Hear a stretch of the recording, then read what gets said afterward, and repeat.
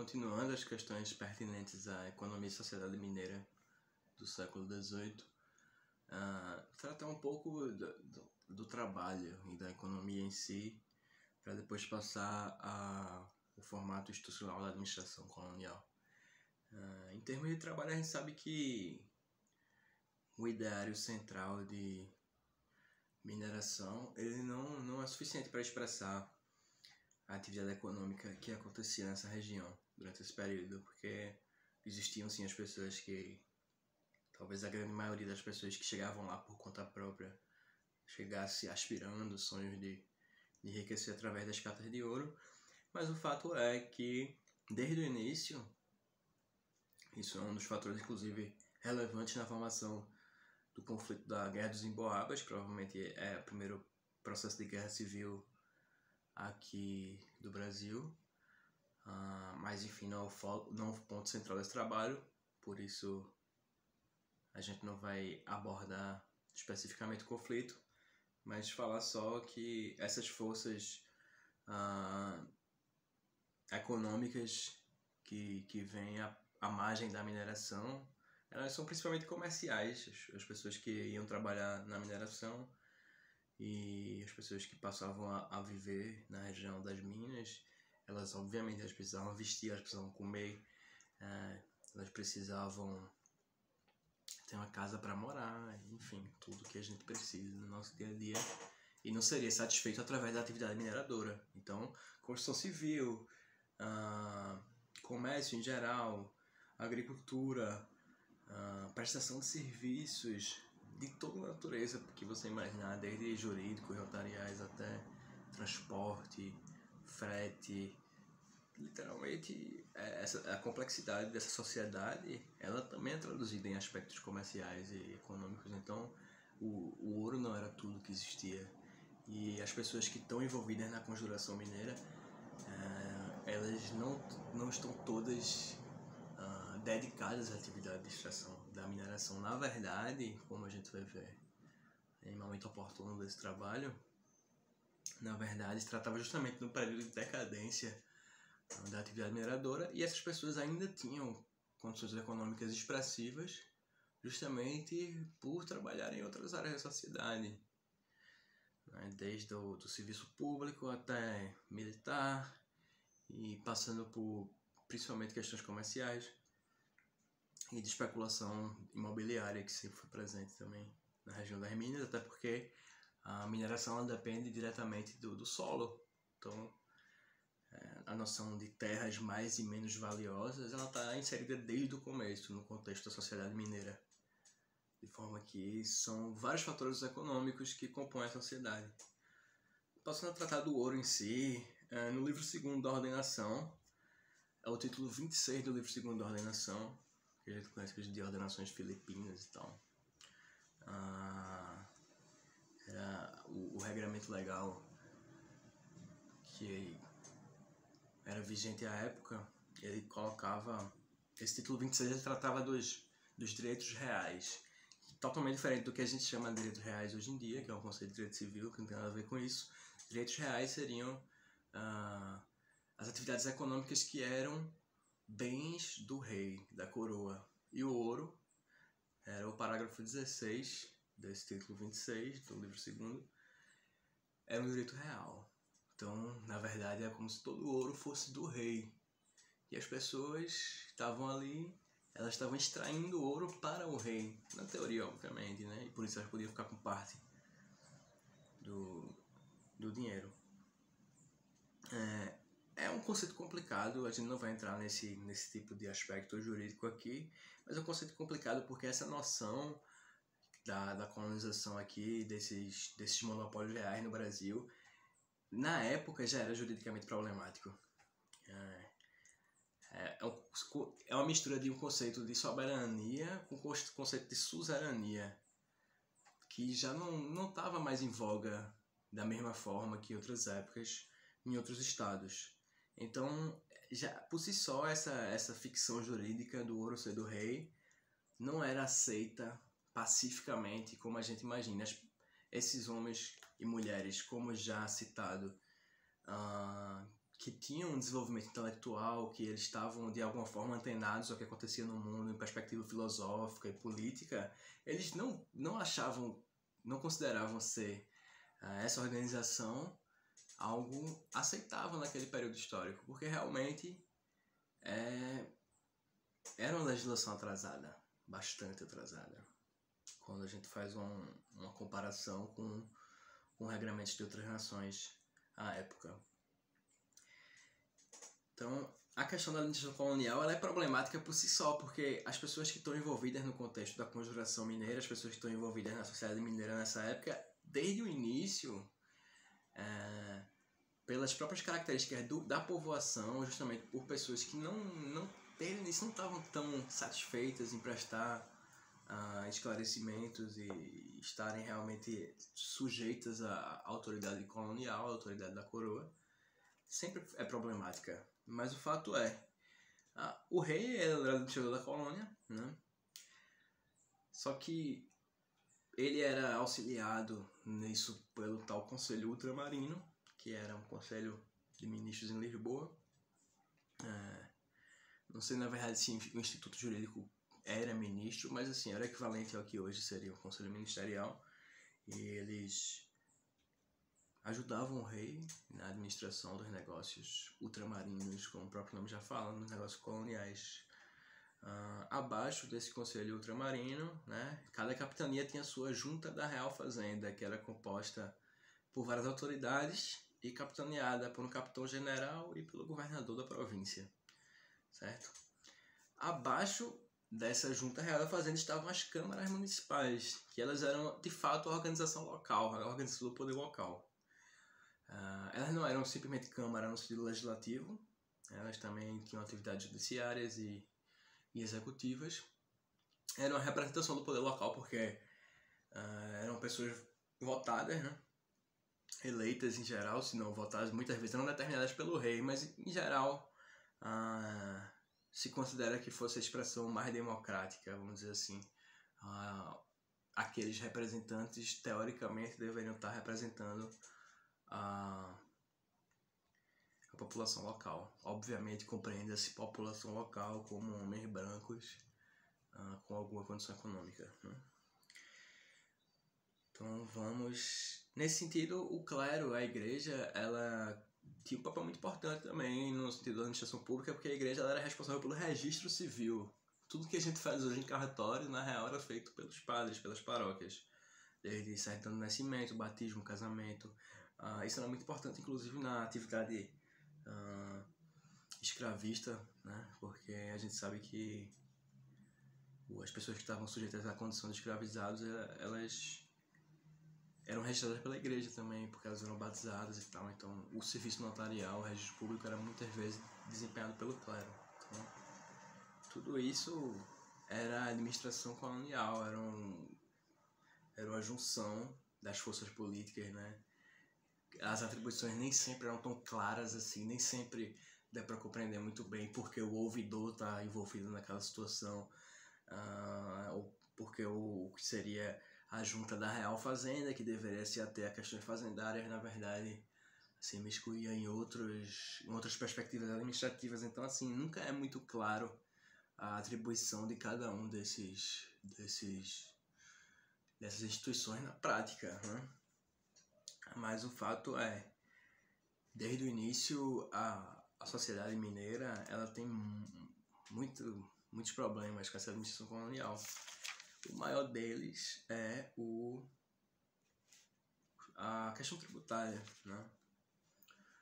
Como a gente sabe, todos os empreendimentos coloniais no Brasil, assim como o mundo, desde que o mundo é mundo, as pessoas buscam acúmulo, né? Então, as pessoas, desde os bandeirantes em suas bandeiras de prospecção até esse momento do final do século XVIII, da sociedade mineira é muito mais complexa, muito mais sofisticada, mas durante todo esse período as pessoas estão indo para lá, pelo menos as pessoas que estão indo para lá por conta própria, porque querem, que infelizmente não são maioria, elas buscam lucro, elas buscam recurso financeiro, econômico. Então, o tributo é a pior relação a pior sujeição que eles consideram a autoridade, por motivos óbvios, estão lá para lucrar, e o tributo é reter parte desse lucro, né? Então, assim, muito diferente do que é o tributo atual. A gente contribui hoje para viver em sociedade, né? Nós contribuímos quando um trabalhador ou trabalhadora brasileiro ou brasileira paga o imposto de renda, ele está pagando para contribuir para a sociedade com que ele vive, ele está pagando o chão que ele pisa e o médico que consulta ele um dia. A gente não está falando disso, a gente está falando desse conceito de tributo. A gente está falando do tributo no sentido absolutista da coisa. Você estava pegando, na verdade, o fruto do seu trabalho e entregando ao rei. Ponto. O dinheiro era do rei. Na teoria de que, na verdade, você simplesmente estaria explorando uma atividade comercial que era um direito real, portanto pertencia a ele. Mas o fato é, as pessoas se sentiam dessa forma. É o meu trabalho indo para um cara que não está fazendo nada em outro lugar do mundo. Enfim, nessa época, vale ressaltar, a coroa portuguesa não tinha uma boa imagem, no sentido de era vista como uma coroa perdulária, né? Era vista como que realmente eram pessoas irresponsáveis, gastando muito dinheiro, e as pessoas nas Minas Gerais não viviam em luxo e opulência, apesar de sim existirem grandes demonstrações disso, mas o fato é, as pessoas trabalhavam e tinham uma vida atribulada e elas não se sentiam como algo justo dar o fruto do seu trabalho a alguém que não fazia nada e gastava dinheiro absurdamente, certo? Então vamos tratar do tributo que é visto como uma grande problemática, o quinto, né? O quinto, na verdade, é uma instituição de origem islâmica, é uma instituição moura, né, do norte da África, que foi aplicada durante o período da conquista islâmica da Península Ibérica. E quando da Reconquista, alguns reinos cristãos, inclusive Portugal, assimilam essa tributação, que ela construía em quinta parte das atividades econômicas em geral, assim, não era só o ouro, elas iam para a coroa. Acontece, porque isso era tão problemático em Minas? Porque existia uma presunção do que ia ser oferido em termos de mineração nas catas. Então, na verdade, esse ouro a ser recolhido a título de quinto não era o ouro que de fato tinha sido, não era um cálculo em cima do que de fato tinha sido extraído da mineração, era um cálculo em cima de números totalmente presumidos de certa forma discricionária por Portugal. A coroa estabelecia que o montante a ser retirado daquele ano era tal e o quinto, portanto, era tal. Só que cada dia que se passa, as minas extraem menos ouro e o quinto se torna uma parcela muito mais vultosa, muito mais do que um quinto, né? Visto que geralmente a presunção era considerando os anos anteriores. Então vamos supor, no ano se retiraram 100 toneladas de ouro e o quinto então foi de 20 toneladas, certo? Então para o ano seguinte, a presunção da coroa era de 20 toneladas de ouro para o quinto. Só que na verdade se retiraram 40 toneladas de ouro e não 100. Então o quinto na verdade passa a constituir metade. Compreende? É algo discricionário e arbitrário. Quando o quinto não era atingido, existia um processo chamado derrama, que era um processo extremamente também arbitrário, em que as pessoas eram compulsoriamente forçadas a pagar, sob pena inclusive de prisão, ou caso penhora de bens, enfim. O quinto deveria ser pago. Isso se torna um problema desde do início do processo da mineração, que já se observa na revolta de Filipe dos Santos em Mariana em 1720, né? Ou seja, quase 70 anos antes da Conjuração Mineira. Isso já era um problema. O quinto já era muito mais do que um quinto, né? E esse não era de forma nenhuma o único tributo a ser pago. Na atividade da mineração, por exemplo, se pagava tributação por cima, com base de cálculo, tendo como base de cálculo o número de escravizados em cada carta de ouro, e transportes e, na verdade, basicamente qualquer aspecto da vida civil tinha algum tipo de tributação. Fora as tributações que eram sim compulsórias às ordens religiosas, porque você precisava fazer parte de alguma, né? Então a igreja também tinha seus tributos compulsórios. O fato é, nessa época, existia uma grande crise econômica. O aspecto tributário é só um dos aspectos, né? O outro aspecto, obviamente, é a diminuição cada vez maior. Cada ano que se passava, se extraía menos ouro. A complexidade da própria sociedade mineira, o que o período do ouro gerou, vamos dizer assim, o que o auge da extração aurífera gerou uma sociedade complexa. Não tinha grana suficiente para financiar todas as atividades a qual aquelas pessoas estavam acostumadas, então era um período muito difícil economicamente. Boa parte das pessoas envolvidas na conjuração mineira estavam em condições econômicas inferiores às quais tinham passado boa parte da vida, né? Então, assim, essa exigência de tributação era só mais um aspecto nessa crise, talvez o aspecto que tornava a crise insustentável, porque uma coisa é você ganhar menos, outra coisa é você ganhar menos, precisando pagar mais, a conta não fecha. Então, nesse sentido, o caráter econômico que seja um movimento é muito claro, certo? Na perspectiva cultural, a gente sabe que o iluminismo estava em alta, e a Inconfidência Mineira é muito interessante nesse sentido, a Conjuração Mineira, desculpe, pela questão de ser no mesmo ano que a Revolução Francesa, né? A gente costuma sempre condicionar estes movimentos iluministas, liberais, à ocorrência da Revolução Francesa, mas nesse caso são duas coisas que acontecem ao mesmo tempo. E Minas Gerais era de fato uma região isolada do resto do mundo. Quando você para para pensar em condições geográficas, assim, até hoje, você para para pensar em Ouro Preto, é uma região de difícil acesso. Imagina chegar lá sem carro, sem avião, é uma região de difícil acesso. Mesmo assim, culturalmente, intelectualmente, essas pessoas estavam na vanguarda dos movimentos de pensamento da época, né? A gente costuma supervalorizar a Revolução Francesa nessa perspectiva de revoluções burguesas, né, de movimentos liberais. Particularmente eu considero a Revolução Norte-Americana tem uma relevância maior por várias questões. A primeira delas é porque a Revolução Norte-Americana ela cria a ordem constitucional que até hoje é vigente na maior parte do mundo, que é o presidencialismo e a tal democracia burguesa, né? Não é tão democrática assim, mas é mais democrática do que se conhecia antes. E traz processos econômicos e sociais que formam o que a gente conhece por capitalismo até hoje, né? Então, assim, nessa época já existia a experiência norte-americana, já existia a Constituição norte-americana, e essas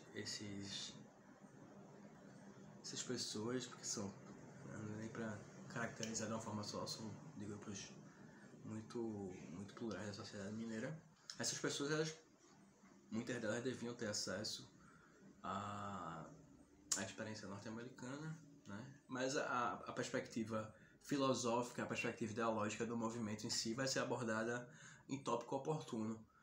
O que se pretende mostrar na presente introdução é essa questão de que a questão econômica e social, né, mostrar que as pessoas estavam em condições culturais, intelectuais, de compreender os processos liberais, e que economicamente as condições daquele momento tornavam as atividades econômicas no patamar que se observava até então inviáveis. Então, portanto, se cria com isso o palco que vai possibilitar o movimento da Conjuração Mineira.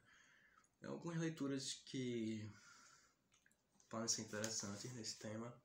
Uma delas existe uma compilação da época, é o bicentenário da execução de Tiradentes, e se compilou nessa obra aqui, da editora Nova República, de BH, os depoimentos, a transcrição integral dos depoimentos de Tiradentes. É muito interessante ver esse personagem de uma forma oficial, de uma forma documental, né? Não mítica. Além disso, alguns dados aqui. Esse livro é problemático, mas ele é muito rico em dados numéricos e tal, que é uma publicação do Exército Brasileiro, da Biblioteca do Exército, de Márcio Jardim, em Confidência Mineira, uma síntese factual. Tem muitos números nele, tem muitas. Assim, é complicado, como eu falei, é complicado, é um livro complicado. Em termos de. Ele reflete uma visão de mundo que não condiz com os nossos anseios atuais, vamos dizer assim. Mas ele é muito bom para parâmetros numéricos, isso é muito importante na perspectiva histórica. Tem essa obra aqui de João Camilo de Oliveira Torres, que é uma leitura interessante, até dá para ser um pouco mais leve a forma de escrever. História de Minas Gerais, que é o volume primeiro. Tem o segundo e o terceiro também. Um livro que ele é muito feliz em problematizar questões jurídicas, por exemplo, questões demográficas. É uma obra interessante. E acho que nesse tema especificamente de cultura e sociedade, acho interessante. Utilizei também, obviamente isso não é uma obra acadêmica, mas questões estéticas, eu acho fantástico esse registro da Igreja de São Francisco, em Ouro Preto. E aí existe uma demonstração das questões, eles fizeram um apanhado documental de recibos, de Aleijadinho e tal, e são apresentadas então questões referentes ao trabalho artístico da época, a uma abordagem econômica do trabalho artístico da época, que eu particularmente considero muito interessante. Além disso tem ilustrações fantásticas também, enfim, o barroco mineiro em sua excelência.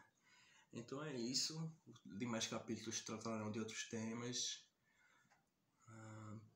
Existiriam adaptações de formato, porque esse é um vídeo teste também, mas o que se pretendia passar, eu acho que a ideia geral foi dado. Obrigado.